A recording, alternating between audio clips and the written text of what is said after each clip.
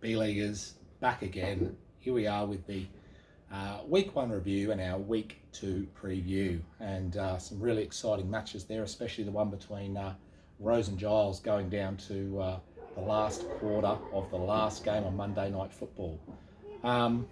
Look, my bench lineup did not beat James, so bet's a bet.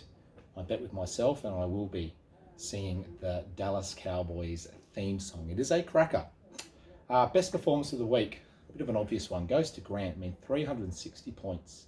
He did lose Dak though, so going forward could be in a little bit of trouble for the next few weeks. The worst performance, I think there was a lot of expectation about Matt and his team Class of Busts. Certainly, Class of 2022.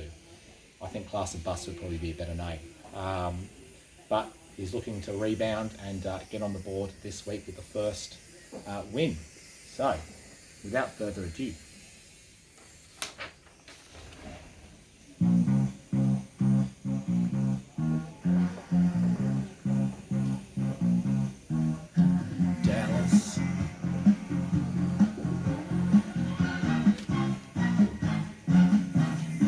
Dallas. Dallas Cowboys. Oh, the Cowboys.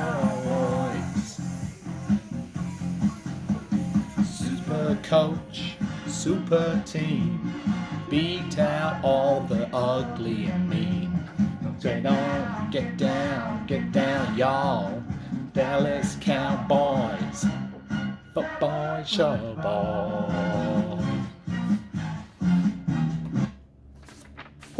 All right, on to our matchups for this week. Let's hope the touchscreen works. First up, works to start with. We've got Najee by Nature against Mahomes got a Muth on the Luth, and two undefeated teams going against each other here. Lots of good matchups, fairly even throughout. It should be a high scoring contest, probably a couple of 300 plus points out of both of these. Next, we've got the Class of 22 against Rusty Johnson. And look, Matt's going to need Mooney and M. Willie to do something this week. Tits does have a couple of players looking dodgy in Keenan and T. Higgins. So I think that evens it up pretty well. And Matt's certainly done well with his IDP. So going to be a close contest, this one. All right, two undefeated teams. Quarterback graveyard against a man knows what a man wants. Both of these teams are going to go into this contest with one quarterback after the Dak injury. And Alex certainly exceeded expectations, but we know Grant smashed it in week 1. Whoever walks away from this is starting to eye the playoffs already, being 2-0. The DB, dead zone against the team, has no name. DJ, it'd be nice if you could have a team name and not just a team that has no name. Look, even fairly, I think the IDP is going to be the difference here. I think DJ has a really good IDP lineup, and Frothy will maybe need to tweak some things to keep up. Hashtag welcoming committee against the Pong Knucklers. He was very disappointing in week 1, much down on his projections, and of course Cam Akers with the big donut. So he's going to have to have a look, and he's also lost TJ Watt as well. So he's going to have to do a lot of work to try and get up over Rose, who has so many consistent players. Streets of Avalon against Frothy number 2. Both of these boys are looking for their first win in this one.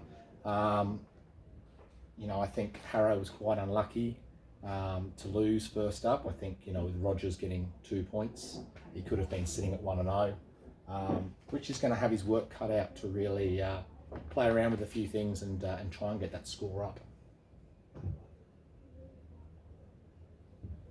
And the B-League's worst team ever against Team 11.